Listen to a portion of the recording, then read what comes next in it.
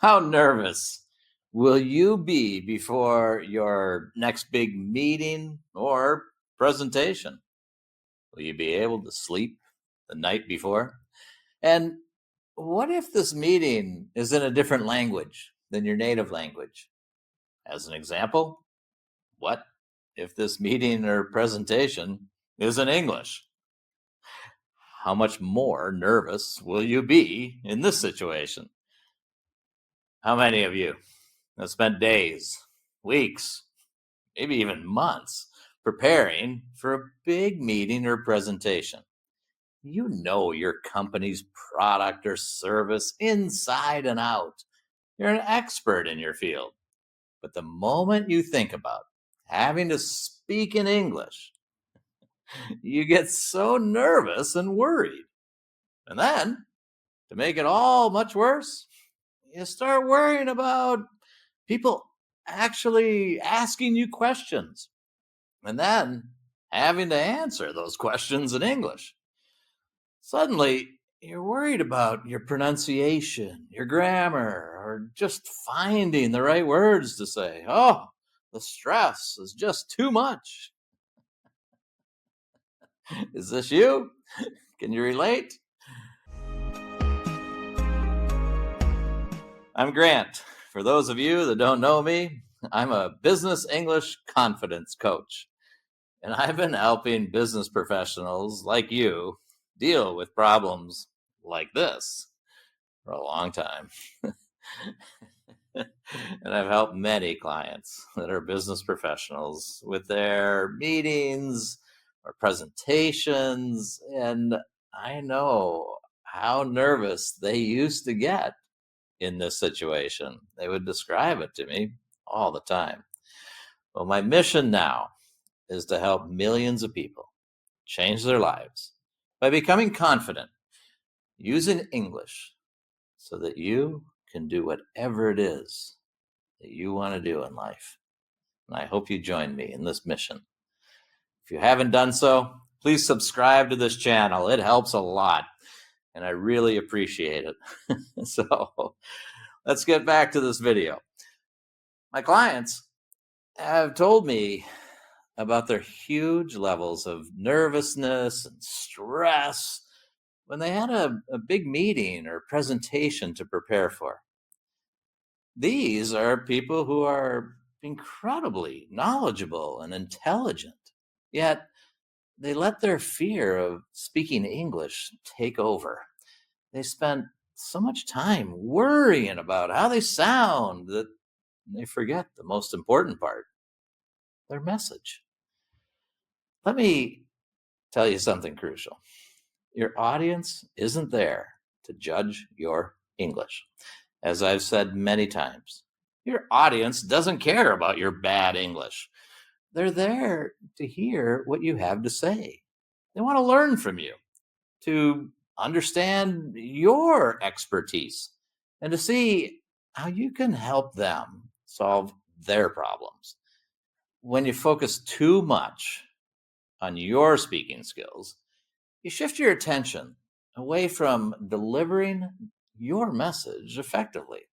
And that's where things can go wrong, really wrong. It's common for a presentation to lose its impact because you, as the speaker, are too focused on getting every word perfect. The message gets lost, and the audience might walk away confused or unimpressed.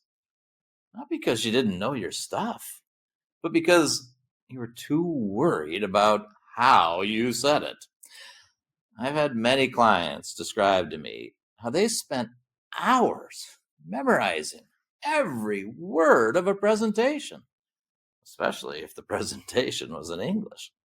And when they do their presentation, even if they happen to remember all the words, which they almost never do when they memorize, they appear to be more like a robot and do not make any connection with their audience. And the presentation is a failure. Earlier, I made a video about the idea of not trying to be perfect in your English. It's a really important message, and you can find a link to that video here. I really encourage you to watch it. So, how can you improve your nervousness before a big meeting or a presentation? How do we make sure that your expertise shines through without getting overshadowed by your fears about English? Here are 5 ways to not worry about your English in a meeting. First, shift your focus to your audience. Remember, it's not about you, it's about them. What do they need to know? How can you help them? When you focus on serving your audience, you naturally become less self conscious. After all, you're here to help them. Number 2, what message does this audience need? This is not about how much you know. This is about what your audience needs. Focus on finding the right message for this audience and really helping them with all your expert knowledge. Your audience is there to learn from you, not to judge your grammar. Make your language simple. This is not the day for your perfect English. I tell all my clients to not think about English at all. Just speak from your heart with the English that you have when you're making this presentation or doing this meeting. Keep it simple. The most important thing is that your audience understands you and understands your message, how you can help them. Practice being confident. Don't practice perfection. Perfection is an unrealistic goal, especially in a second language. Instead, practice being confident. If you speak with feeling, you'll sound and feel much more confident. Your audience will feel how much you care because of your confidence. It will also be much easier for them to build a relationship with you. That confidence will resonate with your audience far more than having perfect vocabulary. And finally, number 5, use pauses to your advantage. If you're not sure of what to say next, take a pause. It's perfectly okay. You can hear me speaking. I pause all the time. It's really normal, but it's really powerful. And I notice people don't pause very much when they're trying to speak English. Pauses can help you emphasize your points and give you a little time to collect your thoughts. Many people speak so fast during an important meeting or presentation that they almost never breathe. Practice your pauses, not your grammar. The audience will thank you. Look, I know speaking in English can be scary at times, but don't let it hold you back. You have so much to offer, and your audience needs to hear it. By shifting your focus away from your fears and onto your message, you'll find that your presentations and meetings become much more effective and, importantly, much less stressful. Thank you, as always, for watching this video. I know that this message will resonate with many of you. I know it resonates with all of my clients.